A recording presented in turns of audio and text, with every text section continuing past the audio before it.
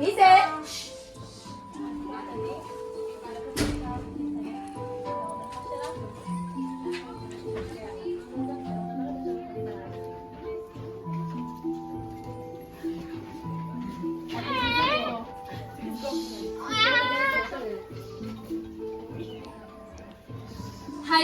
היה בממלכה רחוקה שני ילדים חמודים ומתוקים, עמי ותמי.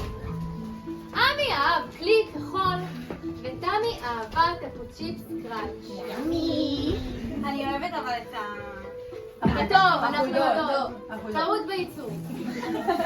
הם טיילו ביער עד שנתקלו בממלכה של דידי. וואו! הם נכנסו לממלכה וראו שהכל מצופה בכלי כחול וקפוצ'יפס קראנץ'. אני אוהבת את טעים! לפתע!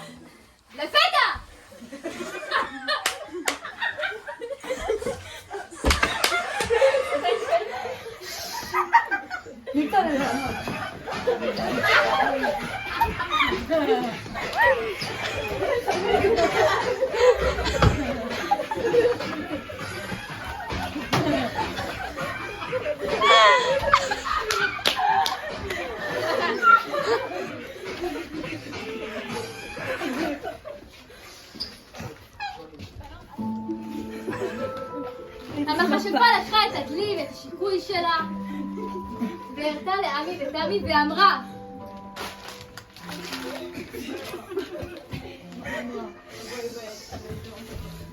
הכנתי לכם כאן מרק. מה יש במרק? מה יש במרק?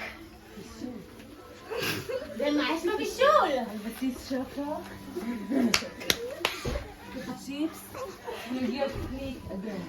ימי, יואו! אך לפני הטעימה איזו שאלה אביב, מי?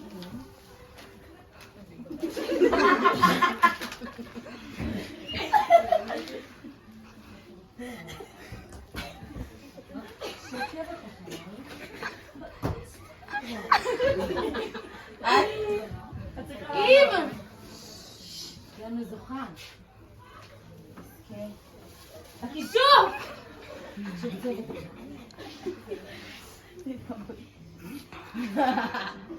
תעזרי לנו בבקשה! בבקשה!